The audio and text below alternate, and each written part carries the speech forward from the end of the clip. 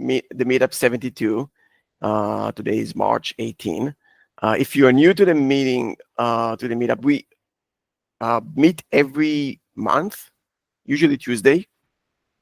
Most of the time, it's 5 p.m. Pacific time. So thank you for joining. If you would like to present anything, big or small, feel free to approach me, and we can figure out something. A lot of people have done that in the group and outside of the group, so I encourage you to do that. Take anything, any small to big topic, and by explaining that, you'll probably be an expert in that in this specific domain. So I encourage you to do that. So let's do the regular few slides, and before we go to the main agenda, my name is Kobe. By the way, I have the book that I was a technical reviewer, Deciphering Object-Oriented. Dorothy was kind enough to ship me a few books. If you are in San Diego and you would like to pick a book, or you want to meet me and I'll hand off the book to you, contact me through Discord. We have the Discord link here, or just find me online and just ping me either LinkedIn or anything, and I'll be more than happy to give you a copy of the book. So let me know. I still have Sea Lion coupons. If you want a coupon, just let me know. I'm getting new coupons every few weeks or every few months, so I still have maybe one or two. Just remember, when you get the code, you need to go through the regular checkout, and at the end you use the code. This is what I'm providing you, is not the license itself. It's just a coupon code to zero out your cart when you check out in JetBrains. But yeah, feel free to contact me anywhere, like Discord or any other mediums, to get the code, the coupon code. So this is the agenda. But before we go and talk about everything else, I'm gonna make a pause here and let Parker grab the screen. There's a job rec, and I'm always more than happy to have people, and we had few already in the past, asking for software engineers in C++.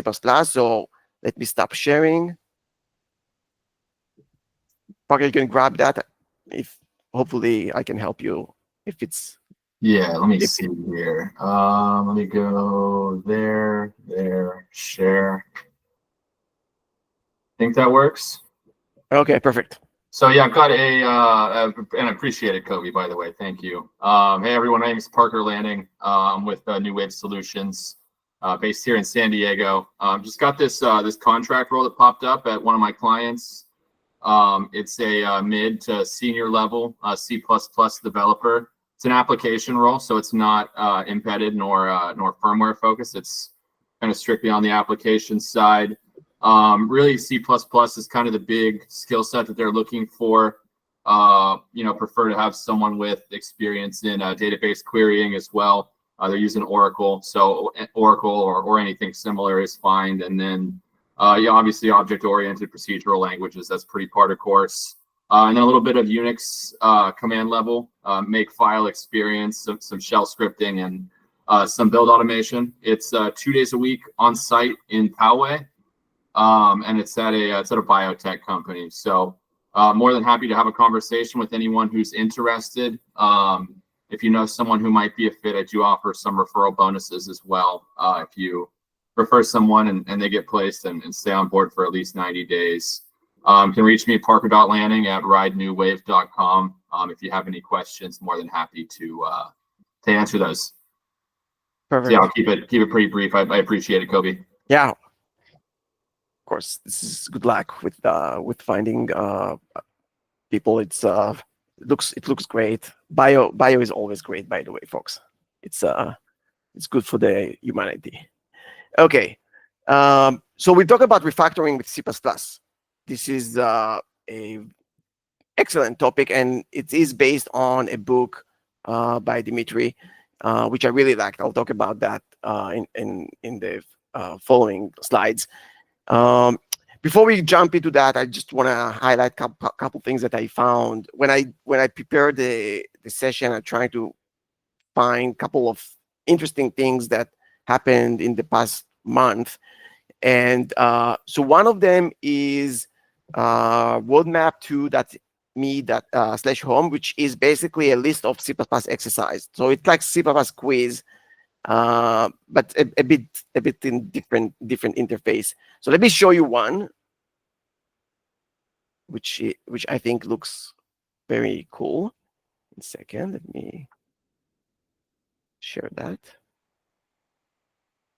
Okay, so here's one of the exercise that you'll see. I can't really increase the font. I apologize for that, but this basically one of the first exercise that you can have like a series of them to check yourself like where you are in terms of like the basics of C++ and beyond of that. So this just check if you're familiar with copy constructors and just this is a simple, it's a simple question just to show if you understand copy constructors and copy assignments and so on and so forth. So this is really nice that I kind of recommending. Okay, so that's one thing. The second thing that I would like to highlight is a very good blog post on iterators.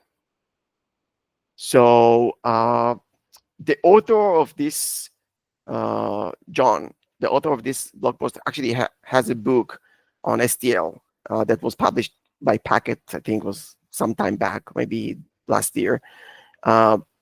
So, and I think we discussed that in the past on this STL book. Oh, here it is. This is the STL book, the data structure and algorithm. So this is what I liked in this blog post, and this was 3 weeks ago, roughly around the time that I prepared this this set of slides for this meetup. It has a very comprehensive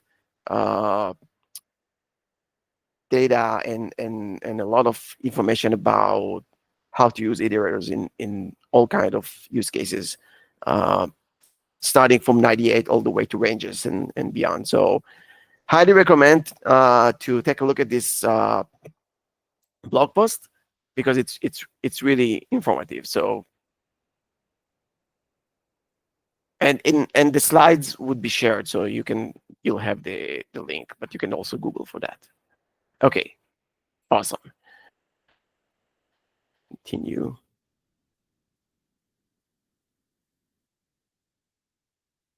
Okay, so we're not going to do CPP quiz simply because I would like to discuss with you on refactoring C++. Feel free to stop me at any time. I do hope that we can have like an open conversation.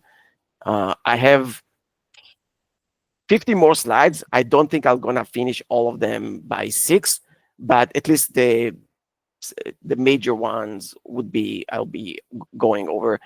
But it is something that we all kind of hitting in our day job, because most of the time we are using an existing code that has legacy. It might be rotten. It might be already in a shape that needs to be changed, and it's hard to add features.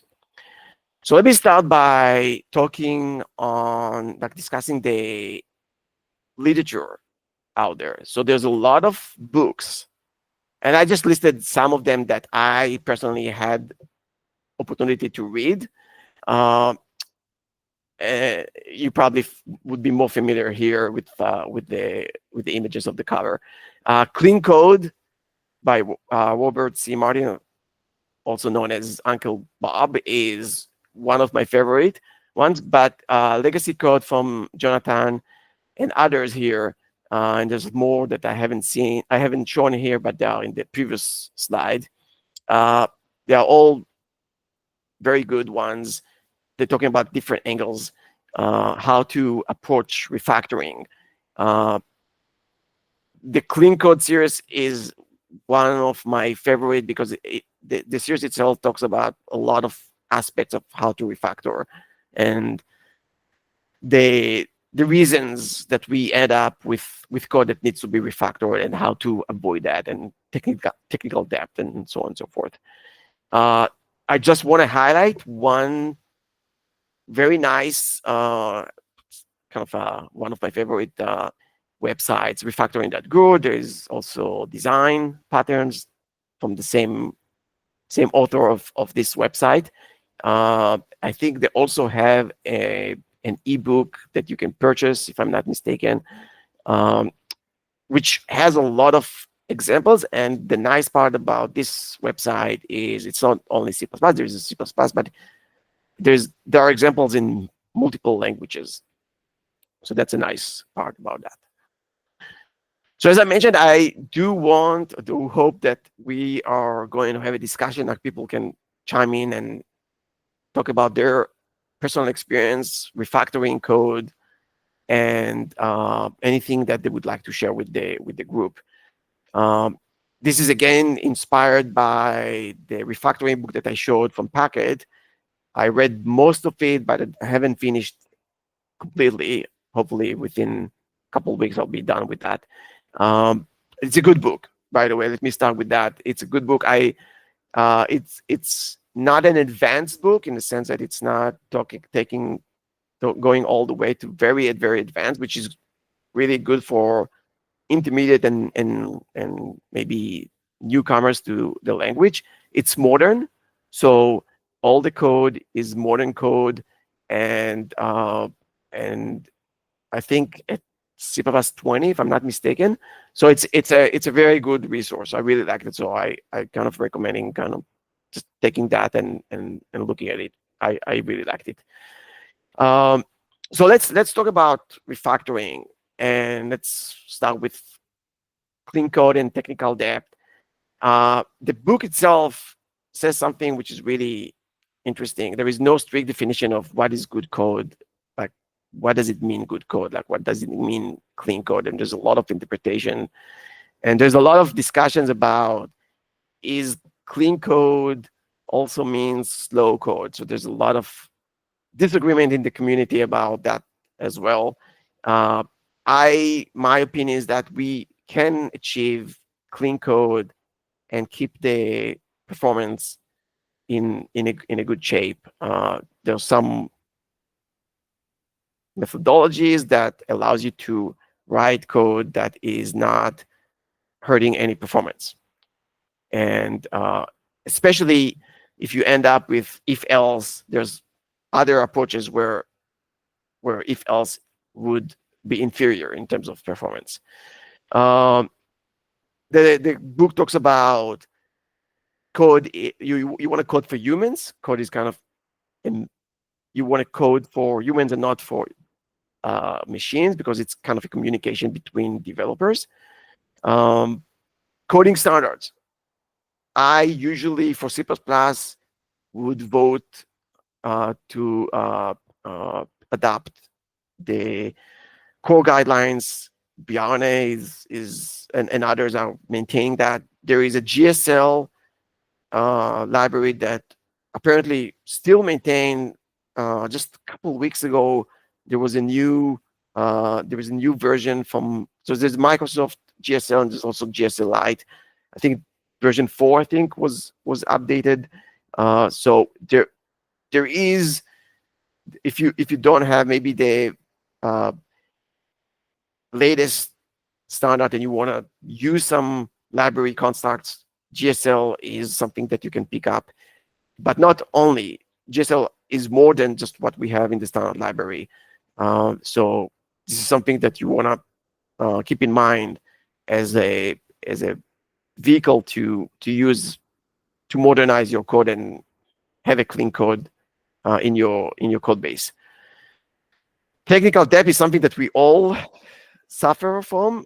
It's accumulated very, very rapidly. And if you want to chime in and talk from your experience, please feel free. This is something that we have it everywhere. And it's really the tiny things that, like the inconsistent writing, uh, no comments where you should have comments, maybe too much comments when you don't need to have comments, and just having patches over patches without stopping and thinking, okay, what else can be done in order to uh, solve the problem in a more design oriented, versus I'm going to just have a boolean here, and this is my feature. The boolean is the feature, and I'm going to if else this boolean across the entire code base. That's not a good idea. So this really small things that looks harmless, they are pretty much harming the code directly.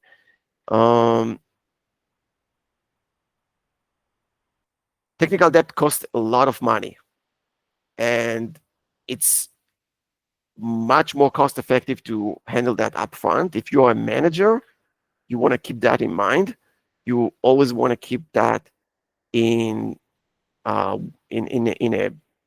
part of the discussions of what can be done, and make sure that code that goes in is not contaminated with these bad practices, because that would be very expensive to reverse. Again, there is no such thing. We'll do it later. So coding style, formatting, like there's all small things that can be automated today, like formatting, that should be adopted from day one. Things like linters, like clang tidy is, I think, the baseline. And there are tools like IDEs. If we talk about C-Line, the one main thing that I like in C-Line, I like a lot of things in C-Line, but one main thing is that tidy is integrated. I can write code that is clean, tidy-wise, and gets me very close to code that doesn't have any issues, at least first order. And obviously, there are other tools that can do more analysis on your code, but client ID is probably the first level of defense. What else? I talked about comments. You probably want to be careful with not having this very simple, okay, this is a destructor, this is constructor. It's not helpful. And clean code series talk about the Martin Uncle Bobby talks about comments a lot. If you have a comment, make it a function, and so on and so forth. Okay, so we'll have some examples. Again, I don't think I'm gonna go over the entire set of slides, so feel free to take a look at them later. Example of bad code. Get ID is const. And we have inconsistency here. Get ID is const. Get name and short name is not. Like, what's happening here? Why this inconsistency? Is get name not const because someone forgot to do that, or get name is actually doing something which mutate your class invariants, and this is why. So this is something that is unclear when you read the code, that makes things very hard to maintain. So that's just one very, very simple example. Okay, sorry, I clicked on the end. Okay, here's an example of effective API. It's very boring, but it's very effective. Like, there are a few things that I really like in this API. First of all, it's very, very simple. You can get something by the ID, or you can get something, there's an overload to get by name. It's const, so we know we're not mutating anything. There is a mutable keyword, yeah, I know, but in most cases, you're not mutating anything. And mutable is usually used for things like mutex and similar like that you need that. The second thing is it's const. The parameters are const, which is good practice.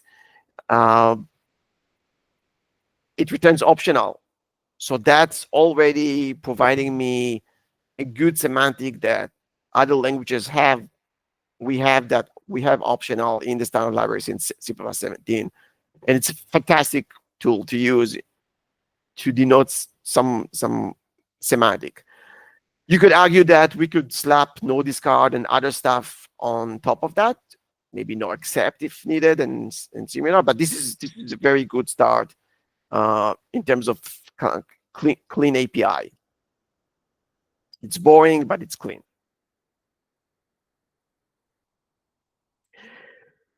I talked about C++ core guidelines. I encourage you, this is a big page. I encourage you, this is a rendered page from the GitHub.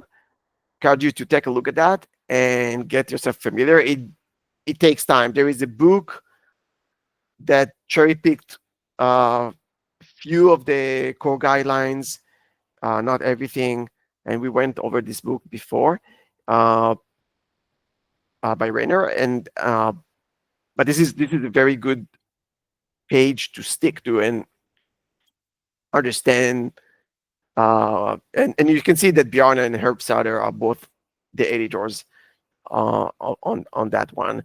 It's a GitHub, so you can, if you have questions or correction or anything like that, you can submit. I previously submitted some correction because it wasn't clear and it was accepted and merged. So you can all be part of that.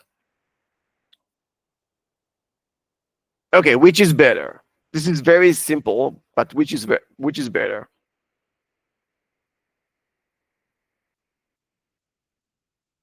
Probably the character overload is better. There is no string. It's tiny, but this is a choice that you have in terms of like which overload should I use. You should use the overloads that are cheaper for you. By the way, it reminds me something, kind of a side note, because I saw that in a code review. When you work on containers that they have find, and they also have subscript operators that internally they do find. Every time you do find plus, and then you go and do a subscript operator and do another subscript operator, and it's all const in the sense that nothing is changing. You're running find on this data structure again and again and again. A tip is make sure that you're catching it. So kind of a side note, but it just reminded me something that I've seen in the past couple of days. Okay, so solid and KISS. So these are the main software development principles. And I'll be honest with you, I know 15 years ago, roughly, when I was introduced to solid, I didn't fully understand like what's the big deal of solid. It looked to me as some kind of a marketing, but it's not a marketing thing. It's much more than that. Anyone familiar with solid here on the call? Hopefully yes. Probably heard about it at least. This is serious, very serious principles to stick with. You want to stick to these principles. Let me see if there's some. Oh yeah, loosely familiar. Okay, so and I didn't fully realize long time ago like how much they are important, the principles, and I throw it away and continued. I don't know, maybe 7-8 years ago, start reading more and more the clean code from Uncle Bob and realized these are very, very important to stick to. Single responsibility principle is simple in the sense that you want to have your modules, components, depends on the level. You want something, let's say function is doing one thing. The simplest example is that you don't want your function that opens a file and parse the file, and so it handles the file operation with all the error stuff dealing with this in the same file, and then parsing the file, and then managing the data that you read from the file, you need to think about this operation as separate entities. Like there is something that does something with the file. And by the way, it's true for every language. Like I really like Python. This is one of my favorite languages.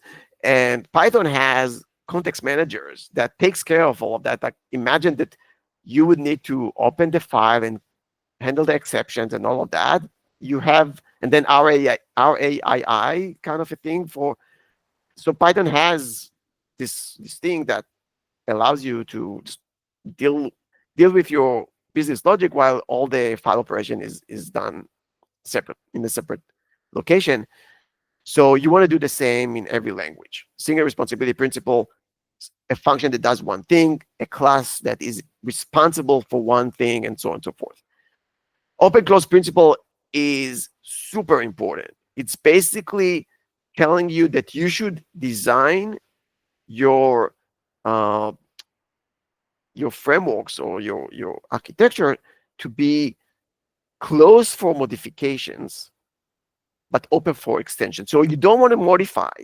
It's already tested. You don't want to go and modify the guts of your framework. You want to make it extensible in a way that you can extend it, but not change it. One of the obvious things that you probably know about is strategy.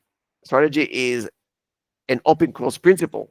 Like there's other examples, but this is one of the easiest thing to explain, because if you did the hierarchy, the class hierarchy correctly, and you have another use case that fits very well to the hierarchy, if you design it correctly, then you just have another derived class, and that's it. You're not touching anything, and everything works. So open close principle is super important. Pluggable architecture is one of the obvious examples as well. The list of substitution principles basically says that if you have a hierarchy, is your test to see if a derived class is really conforming to the base class interface. Everything once you're holding a base class, any derived class can handle that. And we'll see an example here. Interface segregation principle is a simple idea of you want to segregate your interfaces. One of the examples in Klaus, if you read the first or the second or maybe the first couple chapters from Klaus'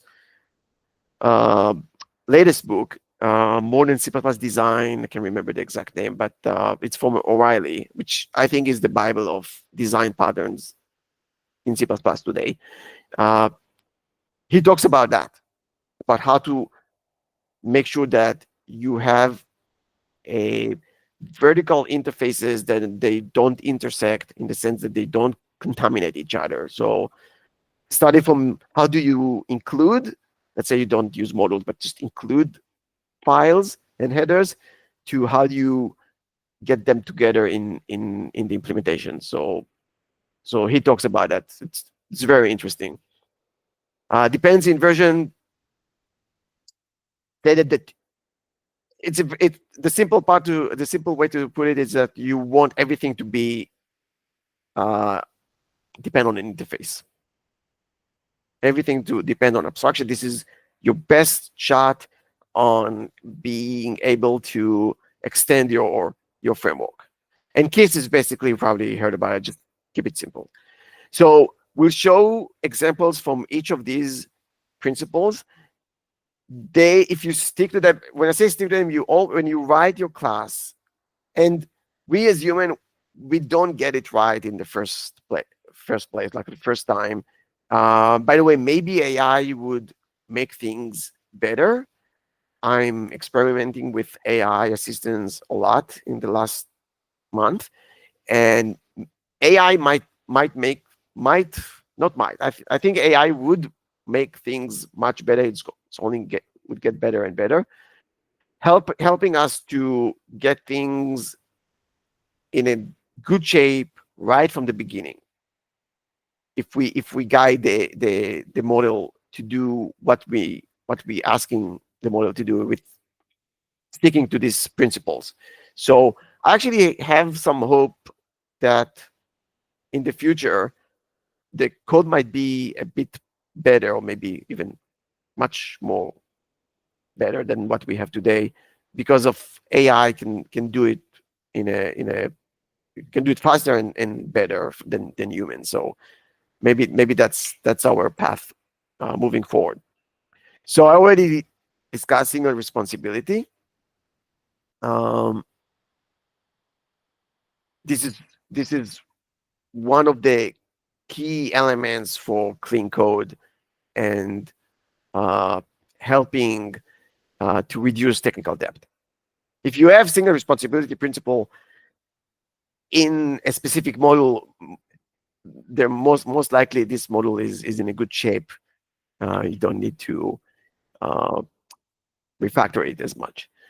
So SRP violation. Okay, SRP violation, a class that handles data storage to multiple formats. So you might see a class that needs to serialize to JSON, and the code is there. The code that serialized to JSON is there, and you want to serialize to XML. The code to XML is in this class.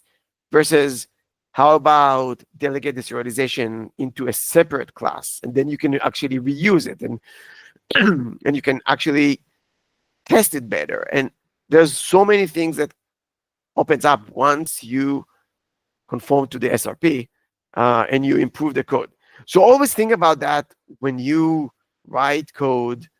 Think about, am I actually doing too much in this class or in this function? Can I have this logic done in a separate class that I can even test it separately? There are endless examples that I know from my career that this is true.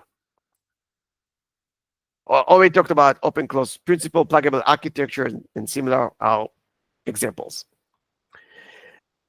So open close principle is something that I really care, because I think this is the kind of the basic stuff for extending your framework without touching things that are already written. So the hard part is to identify what can be an interface. Like, what is the contract that is probably stable? I don't need to change that. And what are the things that I can derive from? And this is an example of an open close principle, because I can have a new derived class that implements save, that takes a message, and I can implement that, and the system would work. Everything that is a file system or a remote message, all of that would work as is. Now, the flip side of doing these kind of things is maybe having an enum, one of the most common one, or maybe Boolean if you have just two. Usually you start with a Boolean. I have either a file system message saver, or I have a remote one. I have a Boolean that specify one or the other, and then I'll start. When I have the third one, I'll switch to enum, and I'll have a switch case or if else, and it's usually scattered in the code. This is a good indicator that you probably want to switch to strategy. Again, go to Klaus' book. I think this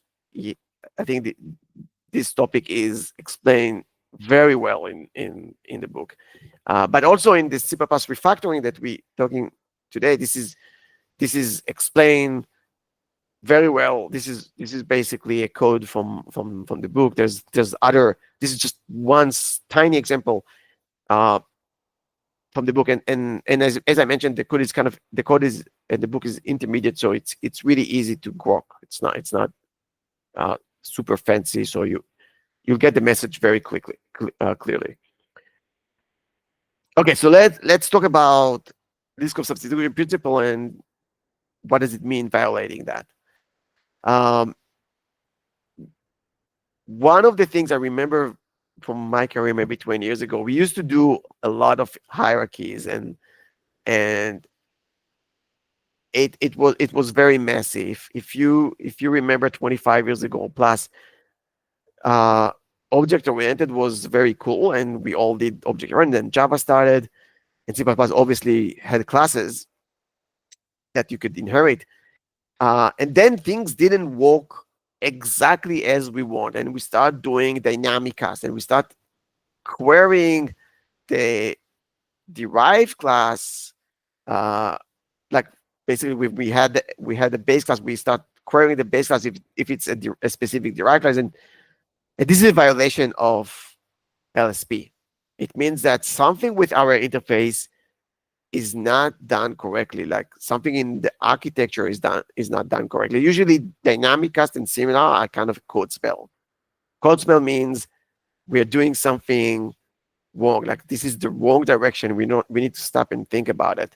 Is this the right way? And here's an example. So I have a message, which is a base class, and I have a derived class, which is internal message. Serialize is overridden. So message has a virtual function uh, in this base class. It can be pure, it can be non-pure. We don't really care about here right now. But what happened here is that I'm unable to serialize an internal message. So if you try to use internal message, so think about a container that holds message pointer or message reference, and one or more of these messages pointers points to internal message, and you start reversing, doing something like doing serialize. When we hit serialize of the internal message, it's going to throw a runtime error. We need to handle that. If we don't handle that, it's going to go all the way unwinding the stack. If we don't handle that, it's going to escape from main, and we know what happened there. So this is a violation of LSP because it means that internal message is not really a message that conforming well to all the interface that was introduced in message. There is some issues, and you could argue that when I in the loop that I'm calling serialize on message pointer, can be unique pointer, can be anything, by the way. I can dynamic cast it, which is expensive, by the way. I can check if the type is internal message and skip it. But this is again violating LSP. So there are multiple ways to solve that. This is one good way. There is a message that has a common message behavior. We basically need to extract the serialize outside of the message, because if not all derived messages can be serialized, you better not have that as an interface because it would break LSP. So you probably want to have uh, a serialized message interface. And now, in this case, the author decided that this would be an inheritance from message. It could be in the same level of message where a specific message that would like to be a serialized one and also inheriting from message to get the other behavior, having a multiple inheritance, which is fine. It's fine. By the way, if you keep your interfaces clean in the sense that they are only interfaces, they don't have any data members and all, you'll be fine with all these diamond issues and all of that, in the sense that you're not going to get copies of data unless you have a virtual inheritance that you need to keep in mind when you have this um, diamond. And the book that I mentioned from Dorothy, the book that you can get a copy from me, has a chapter on this entire entire method of inheriting and multiple inheritance. So so you can grab the book and take a look at that. But this is a good example. You can see that internal message is inheriting from message. Now I can have a container that is for serialized messages only, and I can run serialize on this container. So I don't need to do anything else in terms of dynamic cast. So that's a good approach that you need to identify and break your interfaces into multiple behavior kind of base classes. Uh, so that's a good thing. I already talked about segregation principle. One of the things that if you keep your system, at least the part that needs to be abstracted with interfaces that you want to extend, you can understand that not everything is an island. Open close is kind of related to interface segregation and so on and so forth. Smaller interface is better. It goes back to what we had here. Smaller interface, more concrete and specific interface is better for your application. Smaller interface smaller classes means just reduced number of methods. It's easier to reason about. Don't end up with a class that has dozens or hundreds of methods, like the God class. That's not a good idea. So here's an example. And going back to the other book, this is directly from the C++ refactoring book, but going back to Klaus' book, there's also a very good couple chapters on serializing, because serializing is a really good example to how you segregate and separate your interfaces. So JSON message parser that takes a message pack and serialize it versus message parser, which is doing something else. It's not the JSON message parser, but something else. And then you can use these interfaces. You can say that it's really, there is not a lot that expose. Message is one of them that might be abstract, might be something, might be an interface by itself. Unique pointer is the standard library, vector is standard library. Not a lot is exposed here. So they include, like, one of the things that you need to check is how many includes do you need in order to achieve your task in a specific CPP unit, like compilation unit. Less includes means that you probably have less friction. If you have like tons of includes, something you're pulling too much. You're pulling too much into your and sometimes it is what it is. It like in very top level, yeah, but low, what we call the low level. But in the high level, you need to see less includes. Like here, you'll see less includes. So serializing messages is a good example. You'll see it in multiple books here, and the book that I mentioned from Klaus. Dependency inversion, dependency injection, and dependency inversion.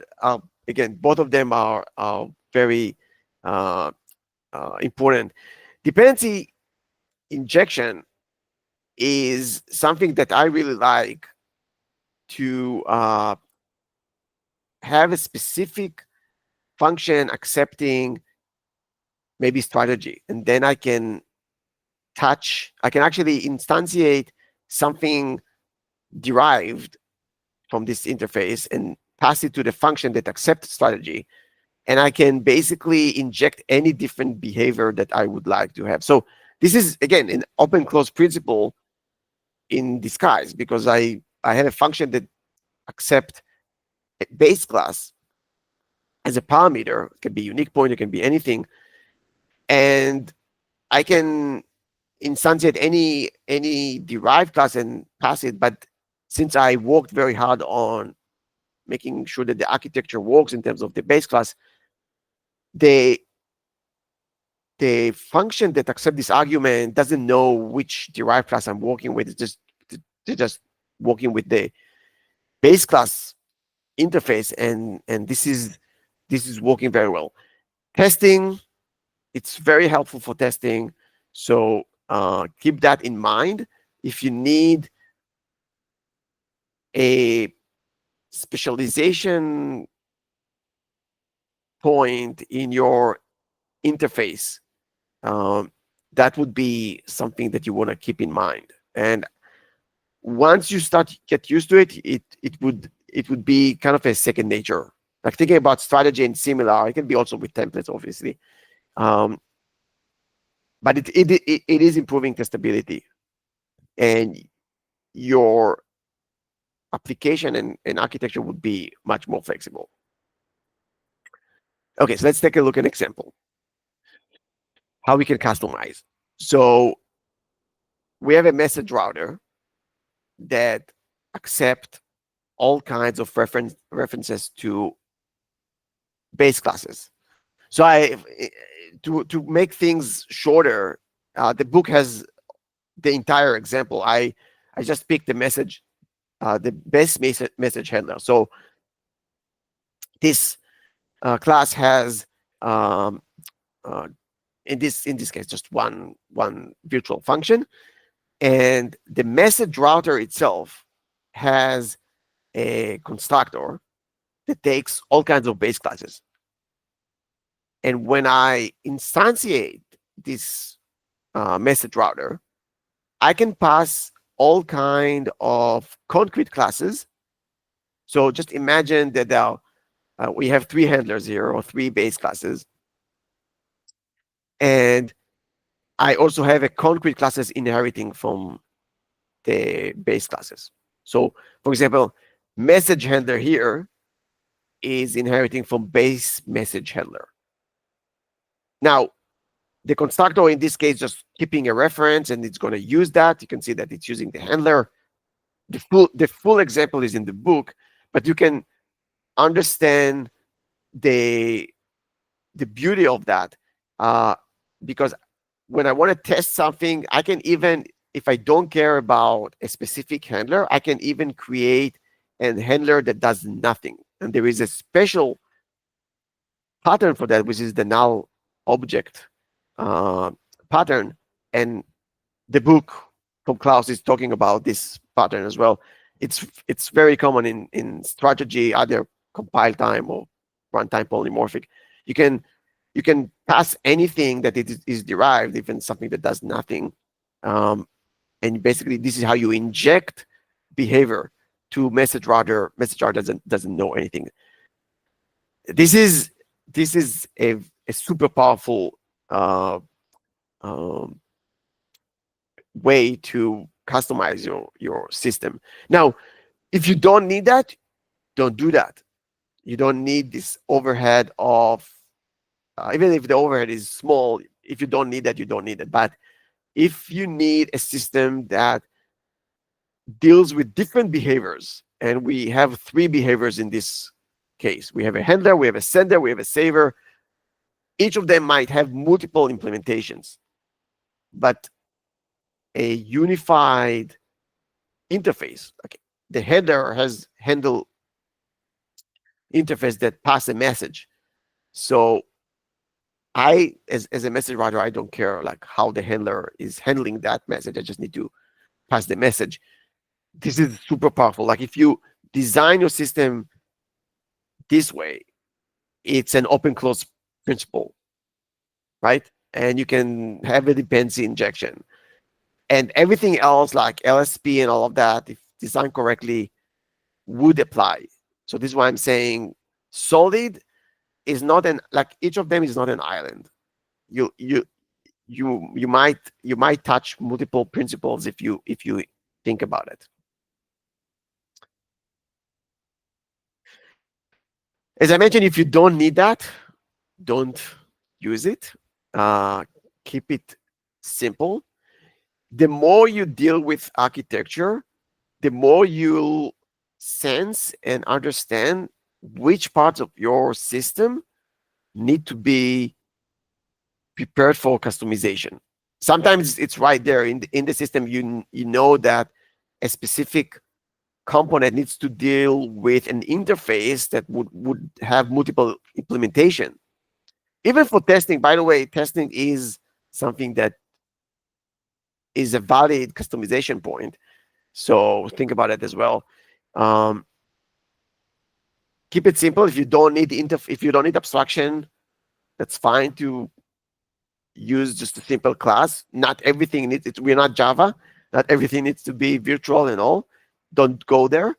Uh, you need experience. You need to do a lot of things, and you need to make mistakes in order to understand like what needs to be done in what is the where you draw the line between these two approaches of going to abstraction versus not having abstractions. But you need to keep it in mind. You need to keep it in mind. Multiple books can help you with that. This is one of them, but also the one from Klaus and others. One of the things, by the way, one of the things that um, indicates issues, if things become very complicated, if you start having a lot of if else, stop, because you probably not modeling your data structure, the behaviors that dealing with data structure correctly. So the earlier you do that, the less refactoring and less technical debt and less down the road, less pain that you have. So stop if you think that is complicated. Um, Even writing a function that become long, stop there and start refactoring the function to smaller ones and just identify things that can be just self-contained and use it. Uh, I'll go again with the file operation because that's very common that you'll see a function that does file operation right there in the function versus let's have that in a separate class. Um, and usually once you do that, people can reuse your file class. So you benefit and your team is benefit. It will benefit. Um, Immutable by default. This is something that um, the books mention, and this is very important because if you go with immutable by default, it's easier to reason about. So I'm on the camp that have everything cons as much as possible. Not everyone is on this camp, but I'm on the camp of the folks that actually want that to be as much as possible. Passing pointers, passing preference, cons as much as possible because it tells me something on your code. Obviously, cons expr for values that can be computed at compile time, and cons usually says it's immutable, which means no data race in a multi-threaded environment.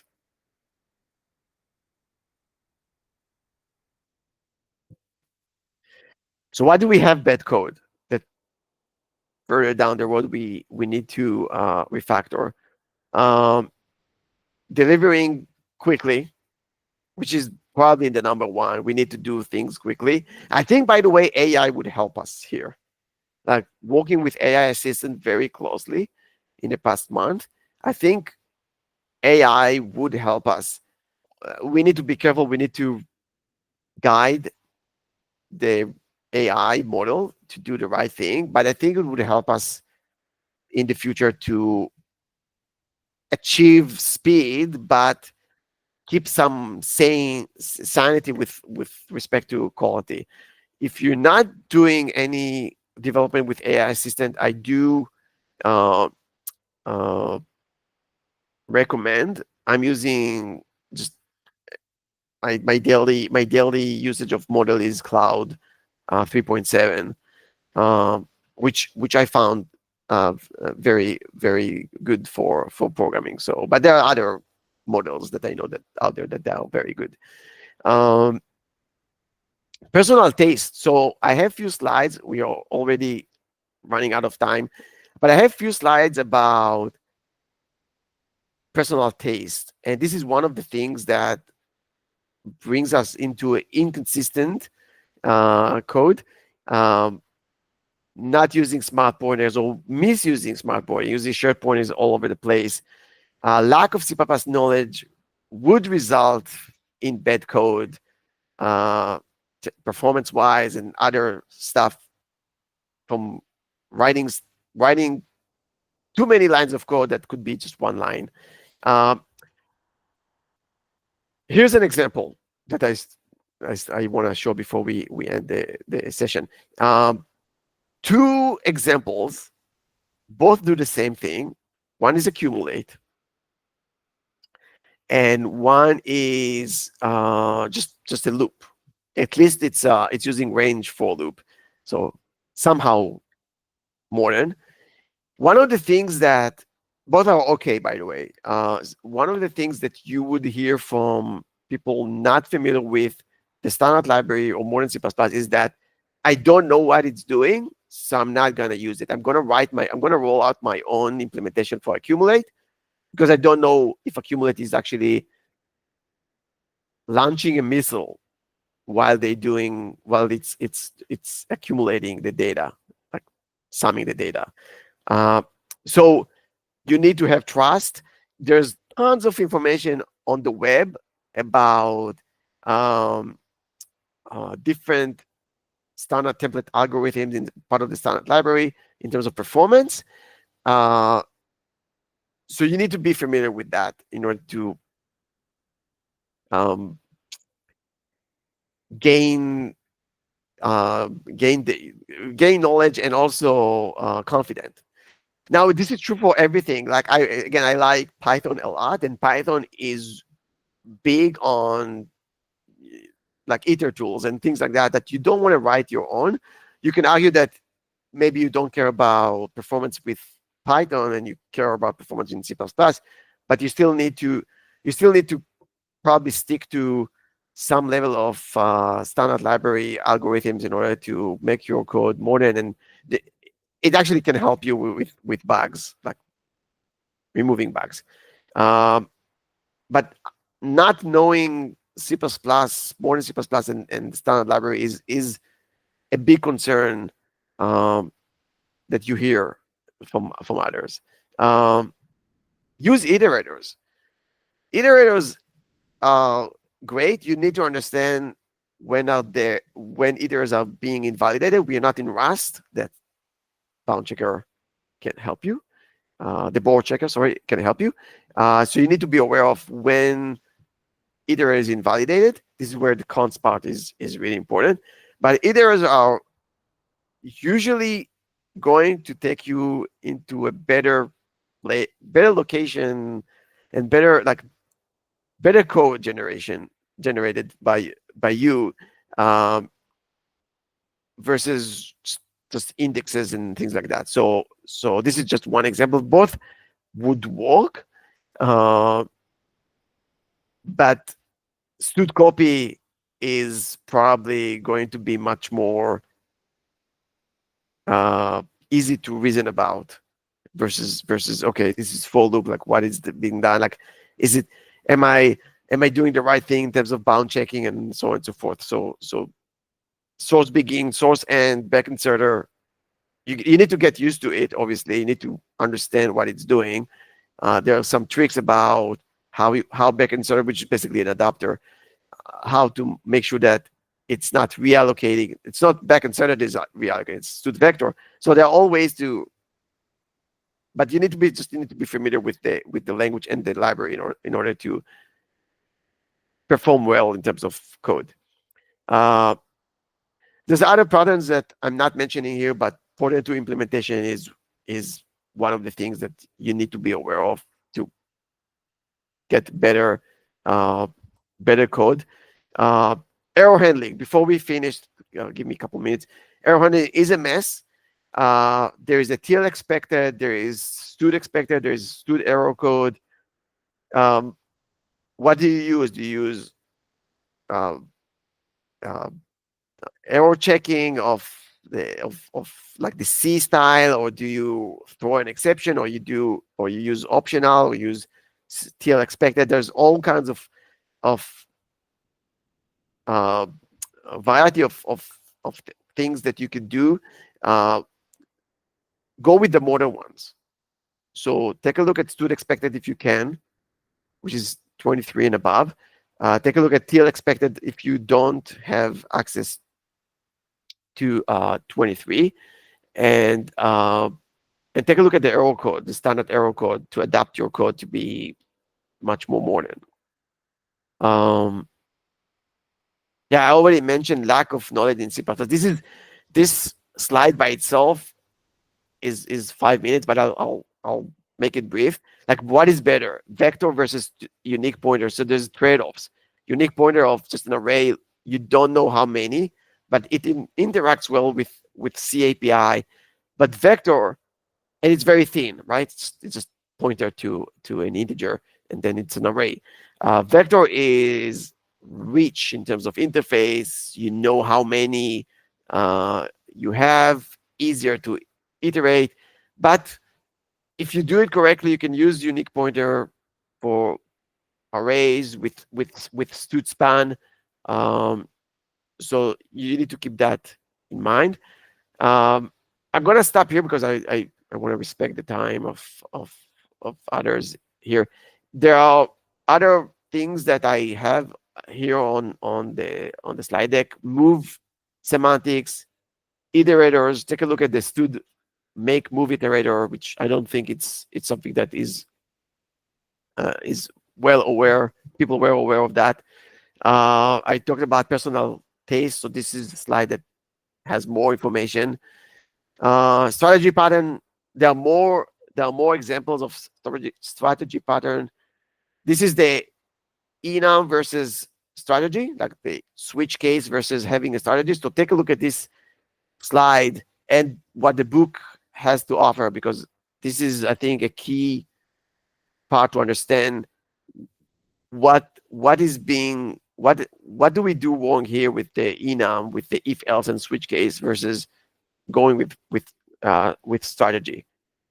Observer pattern, something that is maybe not used as much, something that is you have an object that publish something, and something that observe the results that are being published from others, and so it's a pub sub. So this is something which unfortunately not used a lot, but it's very applicable to a lot of code bases. Anti-patterns, that the book is talking about, anti-pattern, singleton, the God object, copy-paste programming. Vibe programming is probably going to be vibe programming, basically doing a lot of AI assistant programming with just tab or similar. Might be also an anti-pattern if you don't understand the code. Spaghetti code, premature optimizations is also something that you need to be aware of. If you are on legacy code, there's a list of things that are lower hanging fruits that you can relatively easy go and use. Smart porting, stood array, stood span, go use stood span, stood thread, algorithms. There are a bunch of algorithms that you can use. And I'll stop here. There's a lot of other things in the book. Any questions, or someone wants to mention something from their experience on refactoring?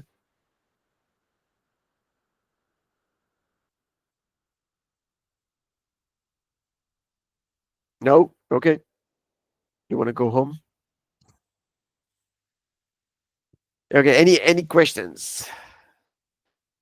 If you want to continue any discussions and ask me anything, we can continue that on Discord. So feel free to join and ask anything. That's it. That's it for today. Thanks for joining. Hopefully you learned at least one thing new that you haven't seen before. Hopefully, take a look at this book. By the way, it's a really good one. It's opinionated. And I really like the fact that the opinions of the author were the same as my opinion. So it's kind of reinforcing my opinion. So that's a good thing. Thanks everyone for showing up, and hopefully see you next time. Thanks.